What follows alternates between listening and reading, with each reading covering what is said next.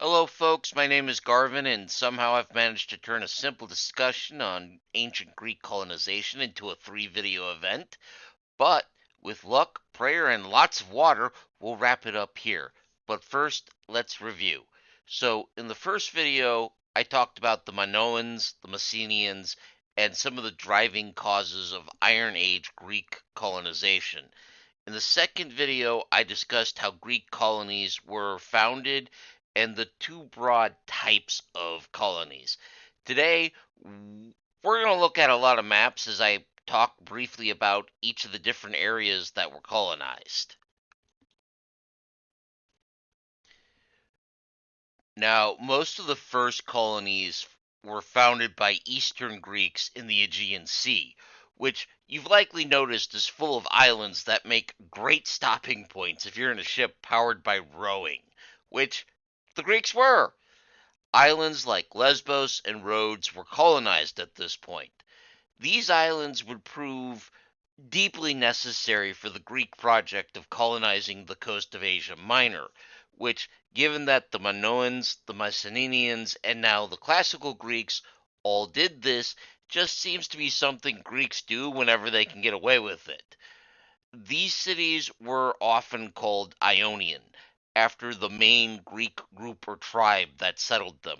There were settlements by other groups, such as the Dorians and Aeolians, but these groups found themselves overshadowed by the Ionian cities, and the Greek city states would grow to be large, wealthy, and incredibly powerful until they were conquered by the Persians.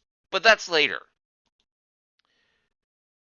The Greeks also headed south to Egypt and the coast of Palestine and Syria. Most of these colonies were trading posts and ports and never really became independent Greek cities. In Egypt, though, they did have something of a treaty port, as the pharaoh of the time ceded most of a port city to local Greek rule. That city was named Naucratis, and it was set on the western branch of the Nile. He also set up an inland settlement for Greek mercenaries that he used against internal rivals so he could stay on the throne. After that, pharaohs seemed to prefer using Greek bodyguards, much like how the Byzantine emperors later would use northern Europeans. This would get complicated when the Persians showed up, but like I mentioned, that's later. A region in Libya at the same time called Cyrene would also be settled by Greeks from the island of Thera, and in this case they were looking for farmland explicitly. Meanwhile, to the west, southern Italy and Sicily would be settled by large numbers of Greeks from various city-states. In fact, the region would be settled so densely that it earned the name of Greater Greece or Magna Graecia. I want to apologize for my pronunciation in this video. I am trying my best. Thank you for your patience. These cities would expand quickly and become wealthy through trade with native Italian parties and Carthage. In fact, there would be a period where Syracuse in Sicily became one of the biggest and wealthiest states in the Greek world.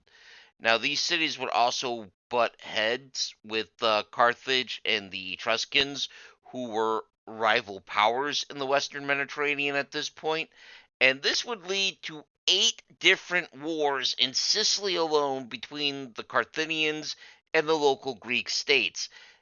This is before the Romans show up, and when the Romans show up, things change. Even further west, the French city of Marseille was founded as a Greek colony and traded heavily with the native Gauls. A number of writers would claim that the Greeks taught the Gauls how to build walled cities and farm, but I'm skeptical, and I have to wonder if this is just Latin propaganda because, well, Romans. While the Greeks were never a major presence in modern day France compared to other regions, they did found other cities like the city of Nice and Monaco. They traded mainly with the Gauls, And like the Greeks in Italy competed with the Carthaginians and the Etruscans. There were also colonies in northwestern Spain. Most famously, one city sided with the Romans against the Carthaginians in the Punic Wars, and as a result, got to keep its independence until it chose the wrong side in the civil war between Caesar and Pompey. But, like I keep saying, that's later. Now, if we head back east and north, the last major region on our colonial roundup is the Black Sea. The entire coastline was colonized by the Greeks for reasons of trade, farming, and just raw material harvesting. By the time they started colonizing the Black Sea, the Greeks were seeking fresh sources of timber, as all those boats for trade and colonization just don't pop into existence. Yet you need to get the wood from somewhere.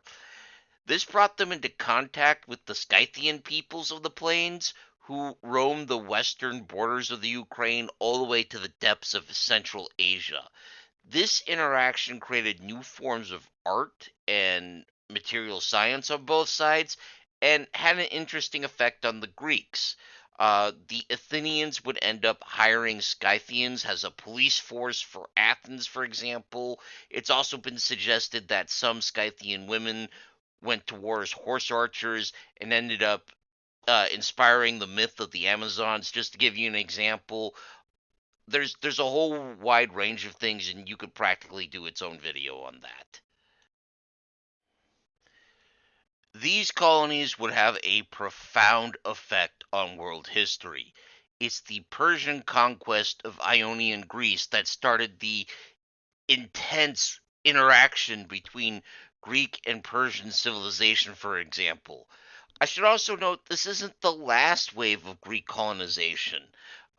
When Alexander conquered the Persian world, the Greeks would travel even farther afield, colonizing places like Afghanistan, right on the very borders of the Indian and Chinese world at the time. But that's outside the time frame we're looking at. So I'm going to stop right here before I find myself doing a fourth Greek colonization video.